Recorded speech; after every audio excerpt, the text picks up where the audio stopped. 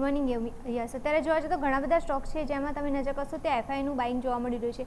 Overall તમે નજર કરશો તો એક વર્ષની અંદર એફઆઈએ $38 બિલિયન જેટલું વેચવાલી કરી છે. એની પાછળના કારણો પણ આપણે થોડા જાણી લઈએ કે કયા કારણોથી એમને વેચવાલી કરી છે. એક તો ટ્રેડની અનિશ્ચિતતા છે, વેલ્યુએશન પણ તમે જોવા જાઓ થોડું મોંઘું લાગી રહ્યું છે, એના કારણે એમનું અત્યારે જોવા જાઓ તો સેલિંગ જોવા મળી રહ્યું છે. એમાં પણ પછી ગ્લોબલ પોલિટિકલ ટેન્શન જે છે એ પણ એક મેજર રીઝન હોઈ શકે છે જેના કારણે આટલું એમનું સેલિંગ જોવા મળ્યું છે. પણ અમુક સ્ટોક એવા છે જ્યાં એમનું બાઇંગ જોવા મળી રહેલું છે. બાઇંગ પર તમે નજર કરશો સારી એવી અમાઉન્ટમાં અને એમનું જે પર્સન્ટેજ જે છે એ પણ સારો એવો ઇન્ક્રીઝ કરેલો છે. તો આપણે પહેલાં ઇમેજ સામે લાવીશું કે કયા કયા સ્ટોક એવા છે જ્યાં એમને બાઇંગ સ્ટાર્ટ કરેલું છે.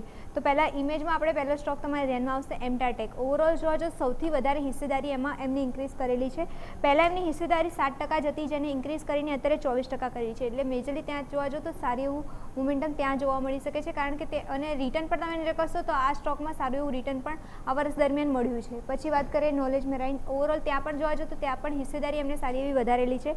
પહેલાં હિસ્સેદારી જે હતી 11% હતી જેને અત્યારે વધારીને એમાં પણ વધારો કર્યો છે. એટલે મેજરલી ત્યાં પણ એક સારું એવું બાઇંગ કરતા જોવા મળ્યા છે એફઆઈએ. પછી આ સ્ટોક જે છે એમાં પણ તમે નજર કરશો તો બાઇંગ જોવા મળ્યું છે.